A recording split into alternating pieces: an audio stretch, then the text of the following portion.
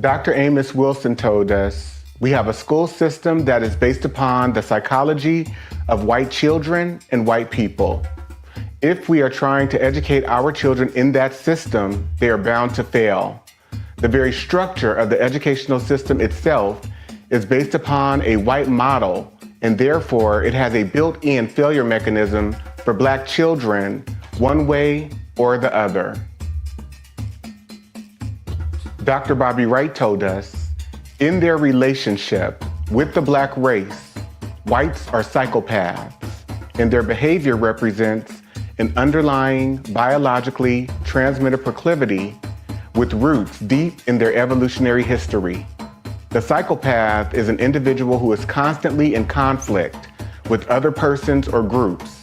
He is unable to experience guilt, is completely selfish and callous, and has a total disregard for the rights of others. One of the best methods that can be used to measure the psychopathic traits of the white race is observing and analyzing their universal overt behaviors and attitudes towards Black people. Psychopaths simply ignore the concept of right and wrong. By ignoring this trait in the white race, the lack of ethical and moral development, Blacks have made and are still making a tragic mistake in basing the worldwide Black liberation movement on moral suasion.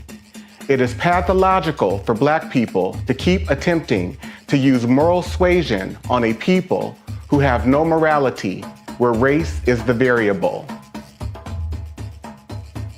Acclaimed author Dante King invites you to purchase his book, Diagnosing Whiteness and Anti-Blackness, by going to his website, www.danteking.com, or Amazon, Barnes & Noble, and any other major book retailer.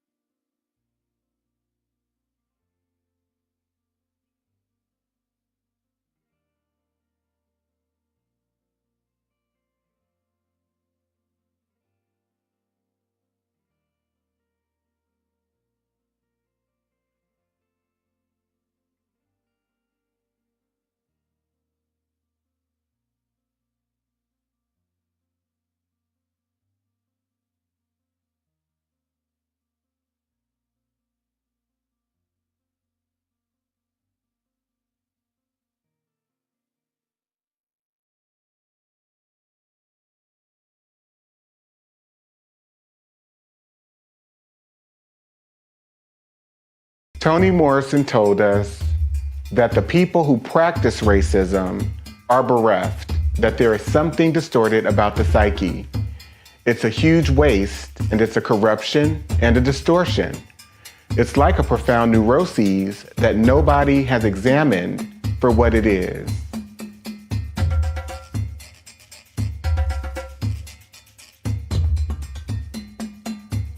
This quote is from Judge William Augustus Hall in a case that he presided over in 1855 concerning a 19-year-old black girl named Celia who was raped by her master, who she later murdered. Judge Hall told the jury, if Newsom was in the habit of having intercourse with the defendant, who was his slave, and went to her cabin on the night he was killed to have intercourse with her, or for any other purpose, and while he was standing in the floor talking to her, she struck him with a stick, which was a dangerous weapon, and knocked him down, and struck him again after he fell, and killed him by either blow, it is murder in the first degree. The Florida State Supreme Court in 1918 determined what has been said by some of our courts about an unchaste female being a comparatively rare exception is no doubt true where the population is composed largely of the Caucasian race. But we would blind ourselves to actual conditions if we adopted this rule where another race that is largely immoral constitutes an appreciable part of the population. Acclaimed author Dante King invites you to purchase his book, Diagnosing Whiteness and Anti-Blackness, by going to his website, www.danteking.com, or Amazon, Barnes & Noble, and any other major book retailer.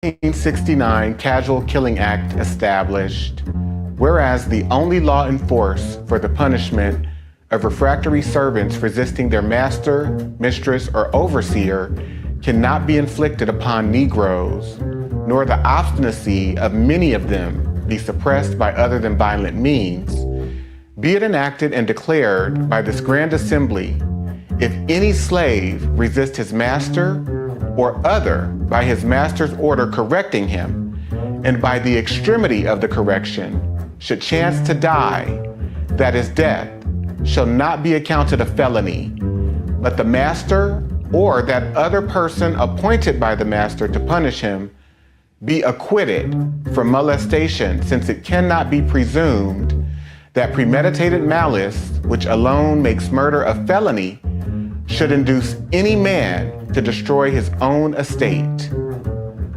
A wise doctor once said, white supremacy is diagnosable in individuals, systems, and society as a whole.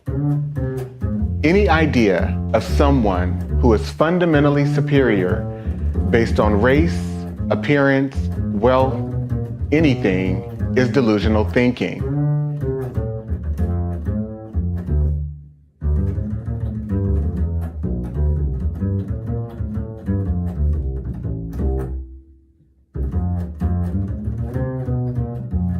The Mississippi State Supreme Court determined in 1859 the crime of rape does not exist in this state between African slaves. Our laws recognize no marital status as between slaves. Their sexual intercourse is left to be regulated by their owners. The regulations of law as to the white race on the subject of sexual intercourse do not and cannot, for obvious reasons, apply to slaves. Their intercourse is promiscuous, and the violation of a female slave by a male slave would be a mere assault and battery. Acclaimed author Dante King invites you to purchase his book, Diagnosing Whiteness and Anti-Blackness, by going to his website, www.danteking.com, or Amazon, Barnes & Noble, and any other major book retailer.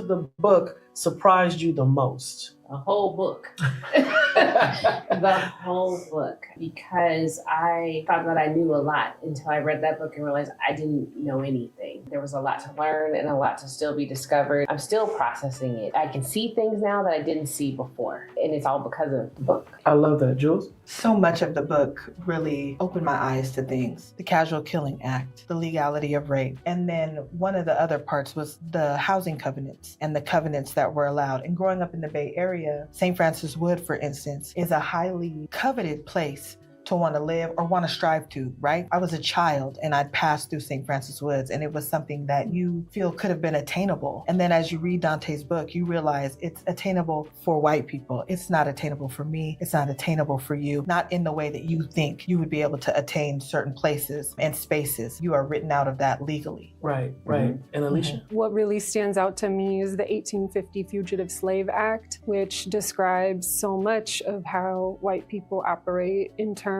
of that act deputizing all white Americans to serve as white racial police against African Americans, whether they're freed or enslaved, and getting incentivized by bounties, by slave auctions to surveil and police and criminalize Black people, and how that persists today, the obsession with it.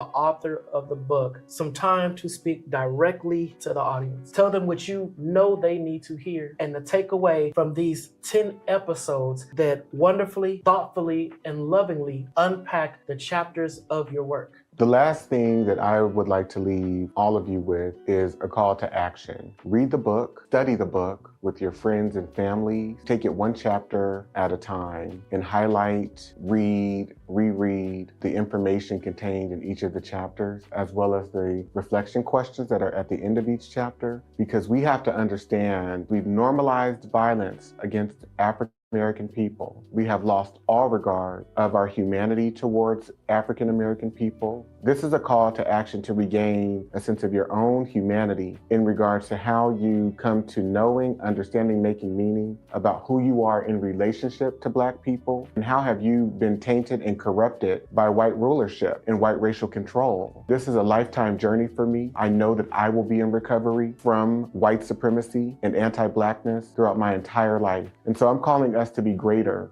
people, greater advocates for each other, greater in our understanding. So thank you so much for being a part of this experience. I hope it serves you well. I hope it serves your family well. I hope you can go out and be recommitted to supporting, uplifting, believing Black people. Thank you.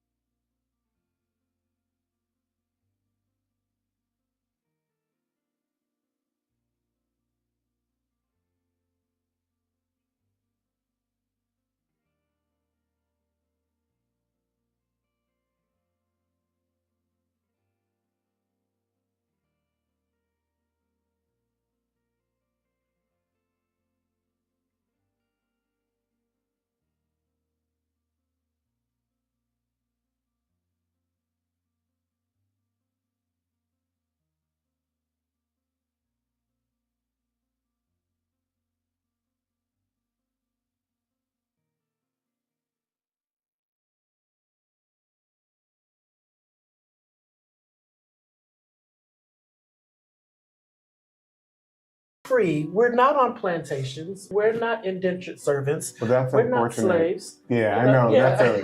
We are That's free. such an unfortunate mindset. Again, it's rooted in low standards too, because your starting point, as it pertains to Black people and freedom, is one where people are bound, shackled in chains, being subjected to rape and pedophilia, and stuck on agricultural plantations. And so we don't necessarily consider, for example, the public health institution or, my job at Google or my job as an attorney at this law firm. We don't consider these corporation plantations where white people have benefited for centuries, and yet we still are subjects of servitude in a system that's based on feudalism. So therefore we have developed false impressions, I guess I would say, and low standards and low expectations around how we define and deal with freedom.